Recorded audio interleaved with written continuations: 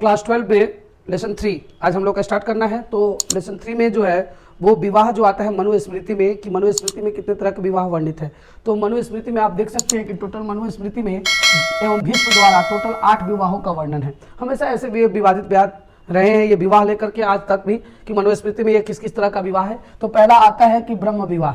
ब्रह्म विवाह क्या था? ये आज भी विवाह होता है, यानी घर वालों की मर्जी से शादी होती है। ये आज भी विवाह यही प्रचलित है कि इसमें पूजा के साथ वस्त्रों में आभूषण करके कन्याओं को घर से विदा किया जाता है। उसके बाद दूसरा विवाह आता है दैव विवाह। इस विवाह में ये पुरोहित के साथ शादी किया जाता था और ये विधिवत यज्ञ किया जाता था। यज्ञ करके तब शादियां होती थी, 1 2 दिन 4 दिन 10 दिन यज्ञ होते थे और यज्ञ के बाद शादी होती थी, इसलिए इसे दैव विवाह कहा जाता था। तीसरा है आर्ष विवाह। आर्ष विवाह में क्या होता है? वर से एक जोड़ी गाय और बैल प्राप्त कर पिता अपनी पुत्री को विवाह करता था। यानी सपोज दैट लड़की के पिता है, वो लड़का से क्या करेंगे? एक जोड़ी बैल और एक जोड़ी गाय ये ले लेंगे और तब अपनी बेटी को उनके साथ विदा करेंगे। ऐसा विवाह आर्ष विवाह कहलाता है। उसके बाद है प्रजापत्य विवाह।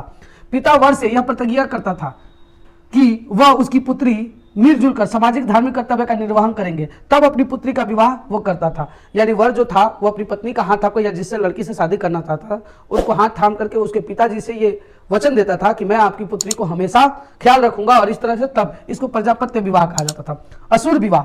वर से यथाशक्ति धन लेकर माता पिता अपनी कन्या का विवाह करते। यानी असुर विवाह क्या होता था? खुद माता पिता, लड़की के माता पिता खुद लड़के से क्या लेते थे? धन लेते थे और तब अपनी बेटी की शादी उससे करते थे। इसे असुर विवाह कहा जाता था। ठीक है। गंधर्व विवाह क्या था? यह जब वर और कन्या एक दूसरे के गुणों पर आकर्षित होकर विवाह करते थे, उसे गंधर्व विवाह कहा जाता था। यह बहुत बार आप सुने भी होंगे गंधर्व विवाह।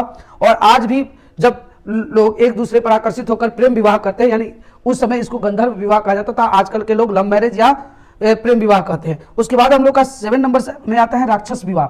यानी बलपूर्वक किसी महिला का अपहरण करके या किसी लड़की का अपहरण करके तब उसे शादी करेंगे। यानी बलपूर्वक कन्या का अपहरण करके ले जाना और उसके बाद विवाह करना, ये आपको कहलाता है राक्षस विवाह। और लास्ट वाला तो पिशाच विवाह। पिशाच विवाह क्या है?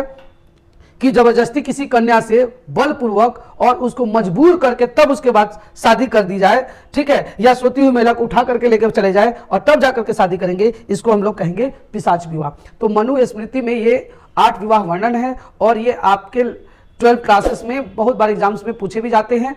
तो इसलिए आई थिंक आप लोगों को बढ़िया से ये समझ में आया होगा और ये इस पर आप लोग ध्यान दीजिएगा कि ये कौन कौन से विवाह और इसके अंतर्गत क्या क्या आता है। कभी कभी इसमें अंतर भी पूछता है, असुर विवाह और प्रजापत्य विवाह में क्या अंतर है।